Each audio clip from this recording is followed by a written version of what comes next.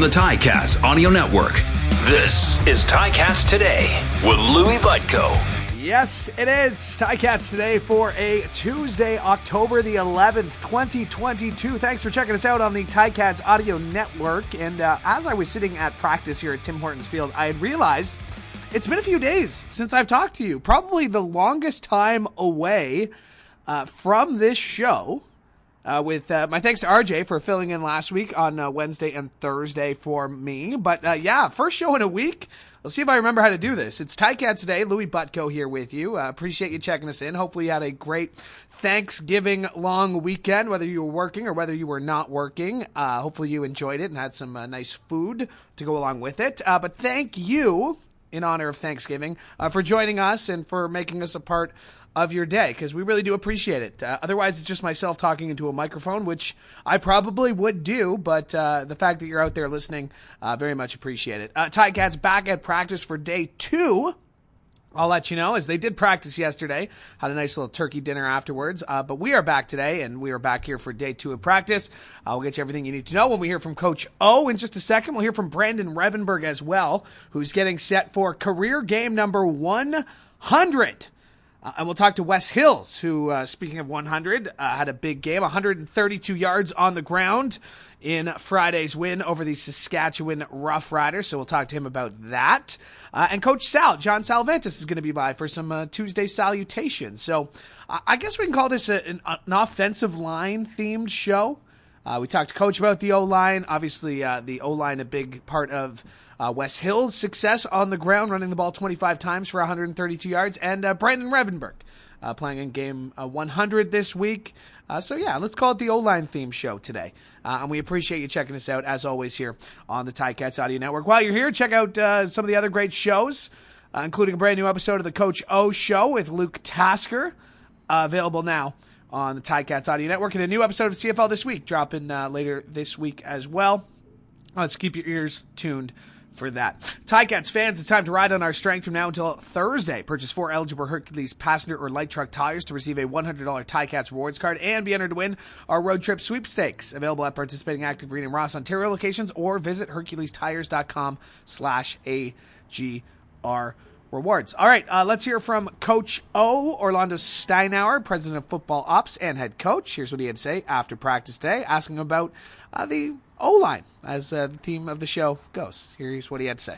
Well, I just think it's an often used statement, but they're gelling.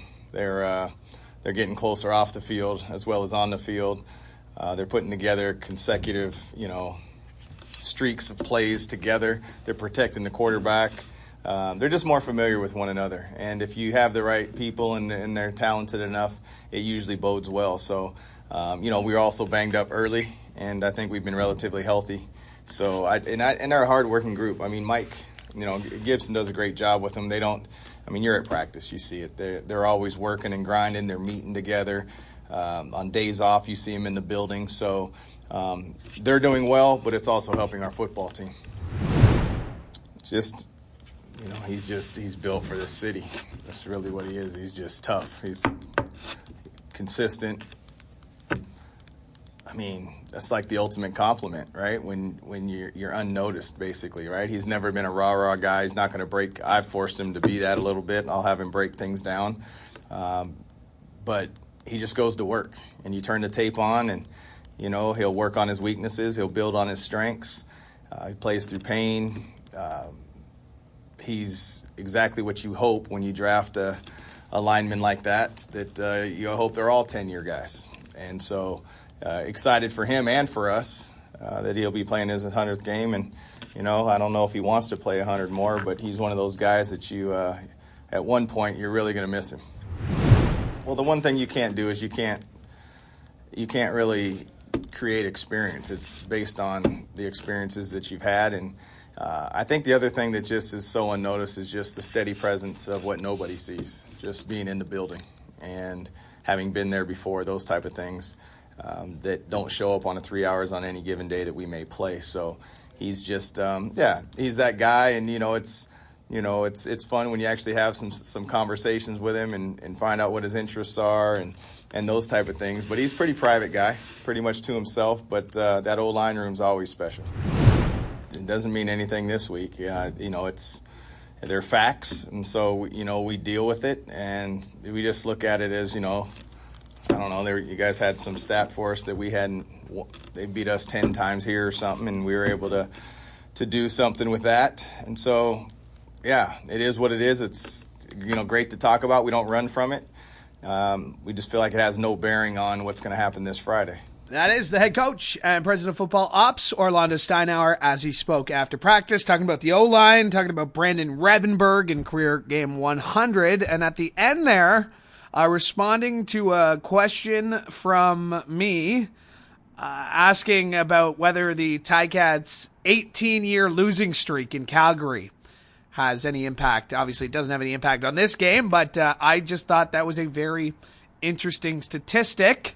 If you didn't see it, I tweeted it out earlier. The last time the Ticats won at McMahon Stadium, Danny McManus, who was inducted into the Wall of Honor on Friday, was the starting QB.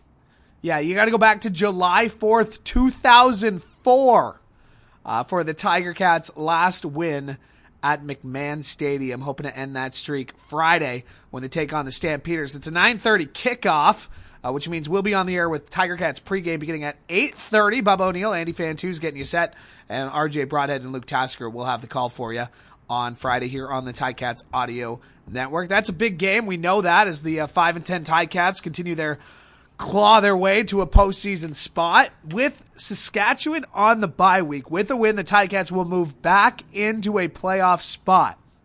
With a loss, well, it gets a little trickier. They'll have to hope that the Saskatchewan Roughriders lose both their 2 remaining games to the Calgary Stampeders in week 20 and week 21, and they'll need to win both their games against the Ottawa Redblacks. It's a big game, obviously. It's also a big game because it's Brandon Revenberg's 100th career CFL game. Had a chance to talk to him after practice about hitting the century mark. I mean, at the end of the day, it's just a number.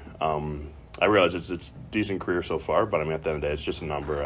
I take it kind of year by year. I'm definitely happy to be able to be with the same organization for that long. It's a good amount of games, but it's another game. Yeah, I guess. I mean, you got to buy into the blue collar mentality when you live here, right? I mean, it's tough nosed football. That's what the city's about, and at the end of the day, that's what our O-line's about. It's a lot of fun, man. At the end of the day, like it's a good time. We love running the ball here. At the end of the day, we're going to do whatever play is called. We know we have to execute, but when we get to hit guys a little more like that, it's a good time. As far as like the run game goes, it's just reestablishing that line of scrimmage on the defender side of the ball. That's the easiest way to put it.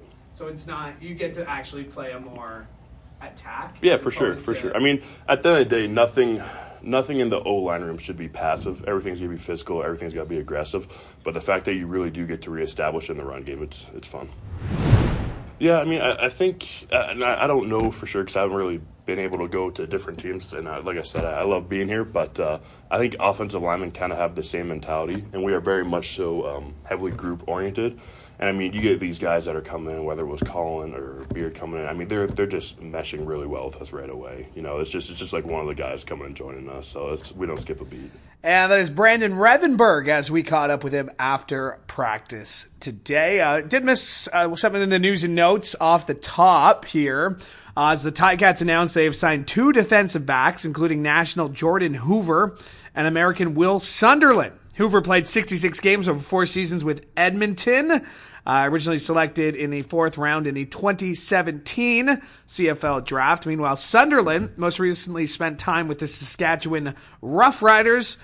He has also spent time with the NFL's Green Bay Packers, with the Colts, the Seahawks, and the Falcons. So the Ticats making a couple of transactions today as well. I was thinking that maybe we would hear a CFL top performers announcement today, as we normally do on Tuesdays, but I guess with the Monday game, it might be delayed, or maybe by the time that this show is edited and put up for your listening enjoyment, maybe it will be announced. But I fully anticipate Wes Hills will be a CFL top performer, because when you rush the ball 25 times for 132 yards and power the Ticats offense in a win that you can squeak out 18-14, you got to be doing something right. So I assume Wes Hills will be named a CFL top performer. I don't know that for sure, but I mean, I would think so, right?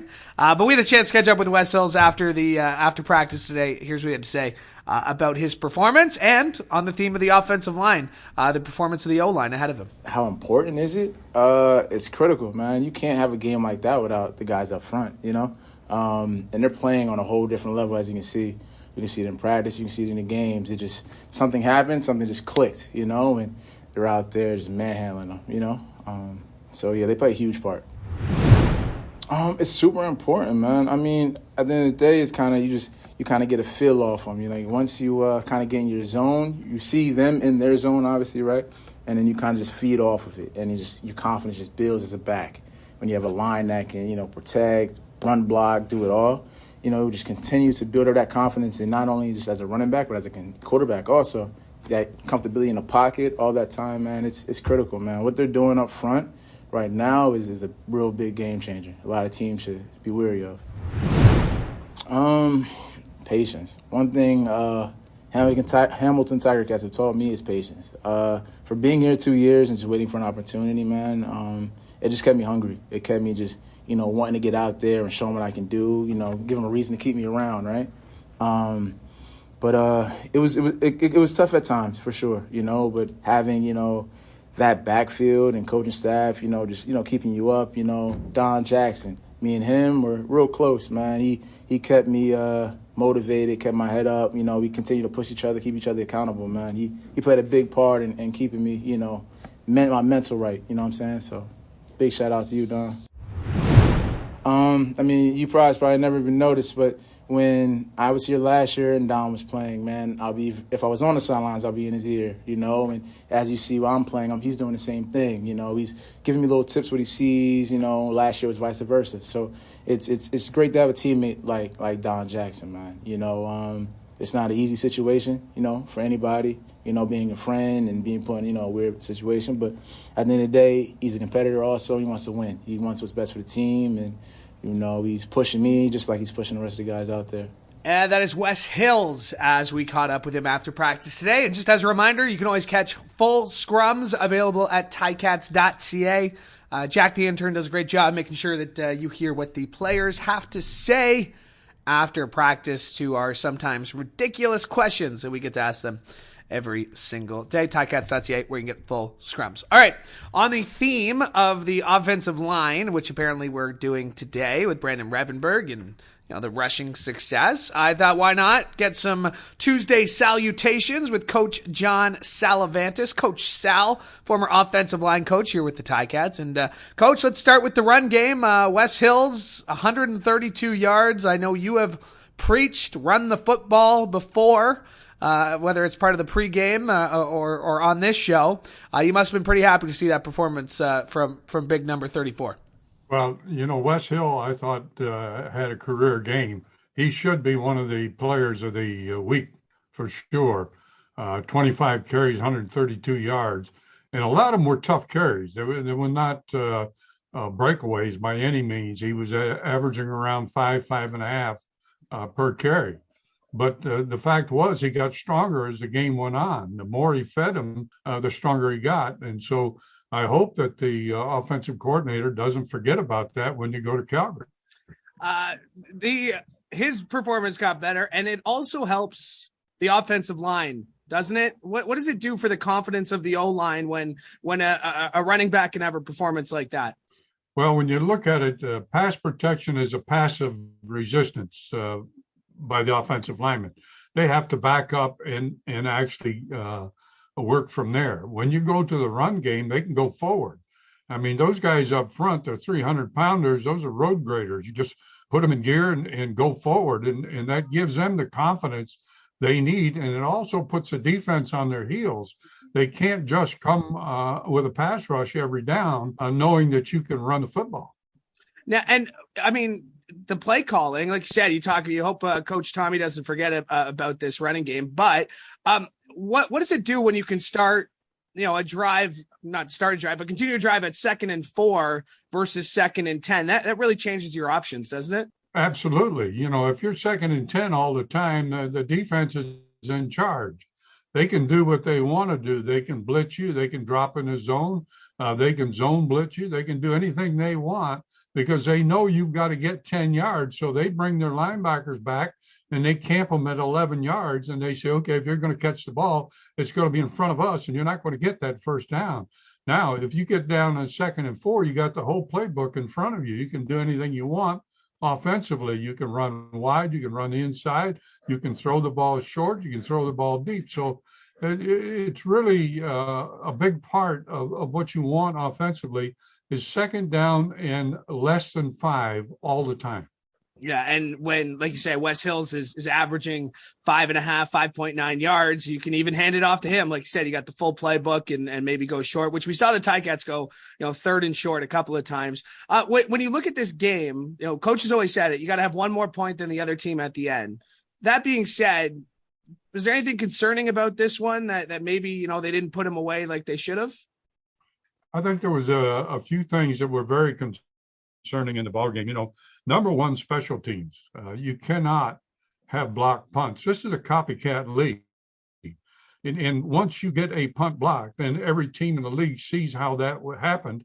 They're going to come again. Once again, the block came from the left-hand side of the offensive formation, same as it did previously. So you can't have those kinds of errors on special teams. You've got to be able to kick the ball away. Second to that, I thought penalties hurt him.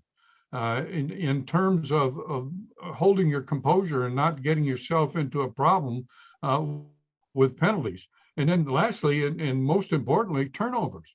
You cannot afford to turn the ball over. And I thought, looking at Dane Evans and the way he approached the game, I saw him fall back into some of the same things he was doing earlier in the year, where he wasn't settled with his feet. He wasn't sure what he was going to do with the football, i.e. the interception that was thrown on the screen pass. My gosh, I don't know what he's looking at. He doesn't have a receiver. He's got 2 offensive linemen and a defensive lineman in front of him. So there's no way.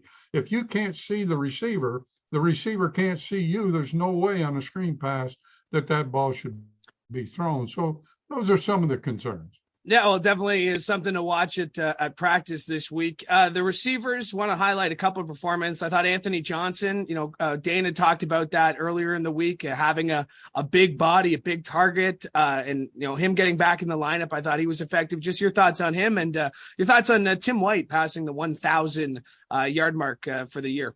Well, I think with in the case of the big receiver, that's what you need down the middle. If a defense is going to blitz you, you need that big guy in the middle of the field that can catch the football, but he also has to have speed. And he showed both of those things in that game.